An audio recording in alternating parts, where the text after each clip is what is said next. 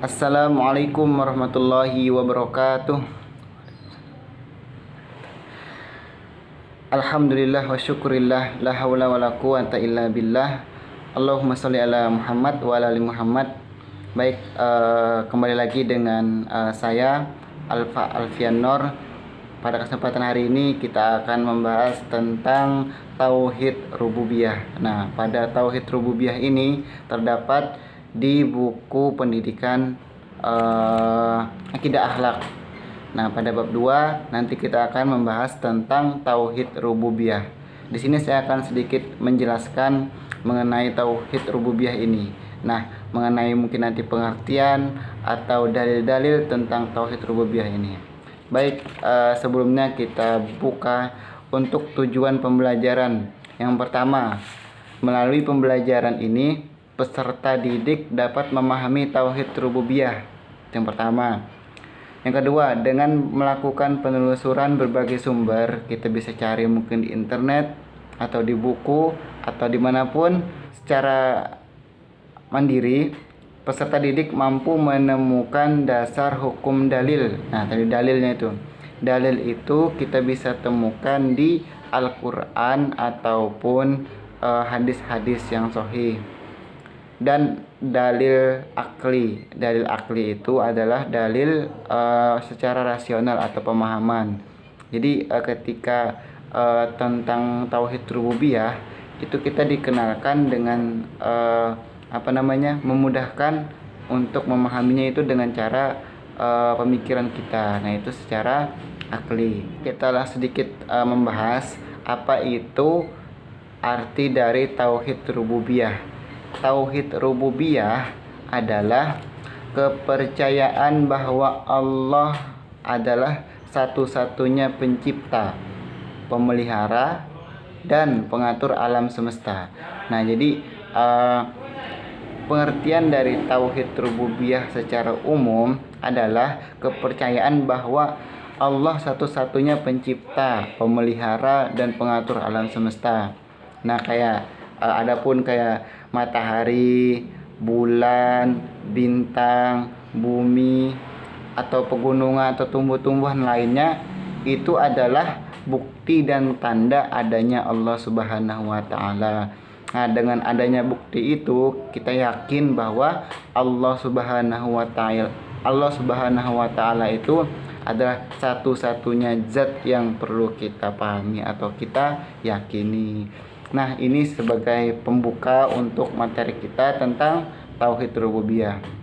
Allah berfirman, la ilaha illa huwa yuhyi wa yumit rabbukum wa rabbu abaikumul awwalin. Ini terdapat di Quran surah Ad-Dukhan ayat yang ke-8. Nah, ini yang artinya tidak ada Tuhan yang berhak disembah melainkan Dia yang menghidupkan dan yang mematikan. Dialah Tuhanmu dan Tuhan bapak-bapakmu yang terdahulu. Nah, jadi ini sedikit secara umum dalil mengenai tauhid rububiyah. Oke, sekarang silahkan ambil bukunya, siapkan pulpennya, siapkan menulis. Kita akan sedikit merangkum dari materi yang akan saya sampaikan. Oke, silahkan disiapkan dulu. Yang pertama, kita membahas tentang pengertian dari tauhid rububiyah. Kalau tadi kan secara umum. Nah, ini secara khususnya. Langsung saya dektikan ya.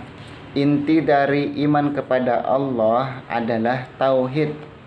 Ini dicatat yang poin-poinnya saja atau ringkasan atau rangkumannya saja. Inti dari iman kepada Allah adalah ketauhidan, yaitu mengesahkan Allah baik dalam zat, nama, sifat maupun perbuatannya. Jadi tauhid ini berasal dari bahasa Arab. Nah, jadi tauhid ini berasal dari bahasa Arab, yakni dari kata wahada yuwahidu tauhidan yang berarti mengesahkan. Nah, sedangkan secara istilah ini baru tauhid ya. Tauhid secara istilah yang berarti meyakini bahwa Allah itu esa dan tidak ada sekutu baginya.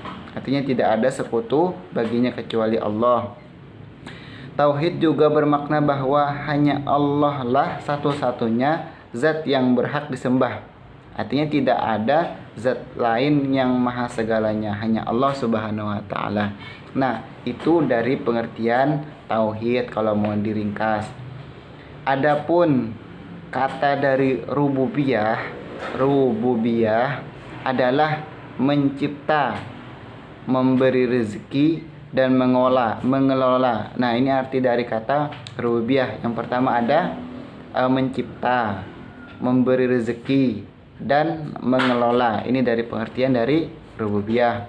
Maka tauhid rububiyah adalah kepercayaan bahwa Allah lah satu-satunya mencipta, memelihara dan mengatur alam semesta. Nah, tadi ini secara istilah. Jadi kalau tadi kita secara bahasa adalah mencipta, memberi rezeki, mengelola. Adapun secara istilah ini bahwa Allah lah satu-satunya pencipta, pemelihara dan mengatur alam semesta. Nah, jadi adanya tadi matahari, adanya bulan, adanya bintang, adanya bumi dengan segala isinya, kayak seperti manusia gitu kan, seperti binatang-binatang, seperti tumbuh-tumbuhan, pegunungan, sungai-sungai, laut, itu sebenarnya adalah bukti atau tanda-tanda adanya Allah Subhanahu wa taala. Inilah poin dari pengertian dari tauhid rububiyah. Nah, mungkin sampai sini kita membahas tentang pengertian dari tauhid rububiyah. Nanti kalau belum paham, silakan di komen di kolom komentar. Nah, sekarang kita masuk ke bagian B. B itu tentang perbuatan yang merusak kesempurnaan tauhid. Nah, tauhid ini kan tadi keyakinan ya. Keyakinan bahwa Allah itu adalah zat satu-satunya atau esa yang perlu kita percayai. Namun ada beberapa perbuatan yang itu dapat merusak ketauhidan kita. Yang pertama, catat lagi. Yang pertama adalah syirik. Nah, syirik ini sering kita dengar. Syirik ini sebenarnya apa sih? Nah, kalau di secara pengertian, syirik itu merupakan perbuatan yang tergolong dalam dosa besar yang paling dibenci oleh Allah Subhanahu wa taala. Syirik adalah, catat ya. Syirik adalah menjadikan sesuatu selain Allah sebagai Tuhan yang disembah dan ditaati. Syirik adalah menjadikan sesuatu selain Allah sebagai Tuhan yang disembah dan ditaati. Nah, jadi pengertian syirik ini biasanya menduakan bahasanya tuh.